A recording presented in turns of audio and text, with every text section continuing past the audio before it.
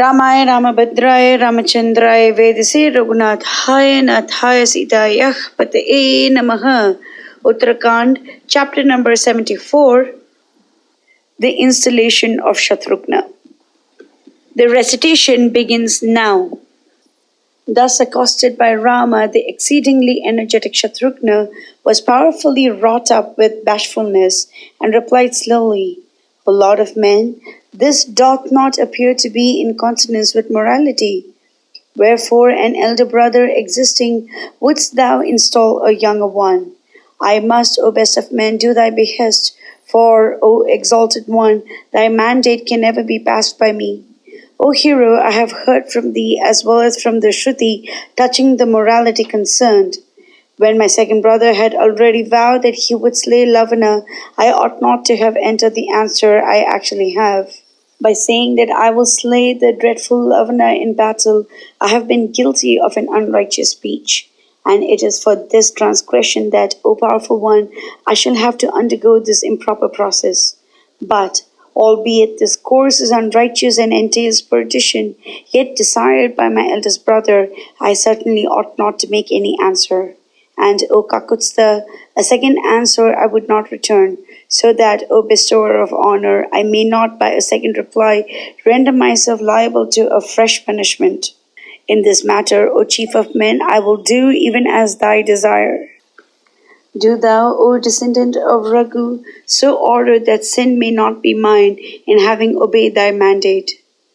Thus addressed by the heroic and the high-souled Shatrughna, Rama, delighted, spoke unto Bharata and Lakshmana. Do you carefully provide the things necessary for the coronation. This very day shall I install that foremost of men, the descendant of Raghu. And by my order do you summon the Purodhas, O Kakutstha, and the citizens and the Ritviks and the councillors. Having received the royal behest, the mighty Kaur warriors did accordingly, and the Kshatriyas and the Brahmanas entered the royal mansion with the priests as well as the requisite things for the installation, and then commenced the auspicious sprinkling of the high-souled Shatrughna, gladdening the hearts of all in the palace of Raghava. And on being thus installed, Kakutstha resembled the sun, and he, like Skanda, formerly installed by the celestials, led by Indra. And when Shatrughna had been installed by Rama of untiring deeds, the citizens as well as the Brahmanas of vast Vedic attainments experienced excess of joy.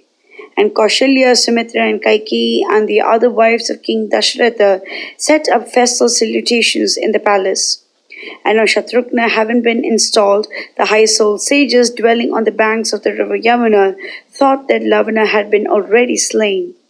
Then placing the installed Shatrughna on his lap, Raghava, extolling his prowess, addressed him in sweet words. O captor of hostile capitals, this divine arrow never missing is thine. With this, O son of Raghu, thou, O placid one, will slay Lavana. O Kakutstha, this shaft was forged when invincible by celestials and asuras, the divine self-sprung and invincible deity reposed on the mighty mane, and when creation was oppressed by Madhu and Kaitaba as well as other Rakshasas. He, overwhelmed with rage, desirous of creating the three worlds, created this best of arrows, invincible to all, for the destruction of the wicked ones, and destroyed them in battle by means of this very arrow. And having with this foremost of shafts finished Madhu and Kaitaba, they set about creating the worlds.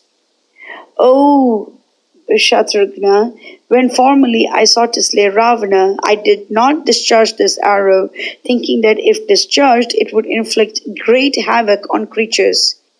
Keeping in his bow the great and the redoubted spear, which had been bestowed on Madhu by the high-souled Triambaka for the destruction of foes, and worshipping the same ever, Lavana goeth about and secureth excellent fare for himself, when one challengeth him, desirous of reducing him to ashes.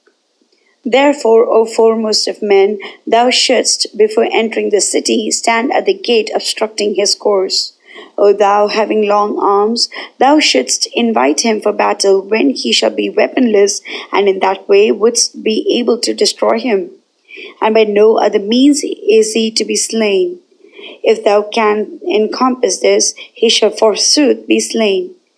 O my child, I have thus described the way in which the dart should be thwarted. It is impossible to surpass the prowess of the graceful Nilakanta. Mangalam Kushalendraya Mahaniya Gunaptiye Chakravarti Dhanurjaya Sarvabhaumaya Mangalam.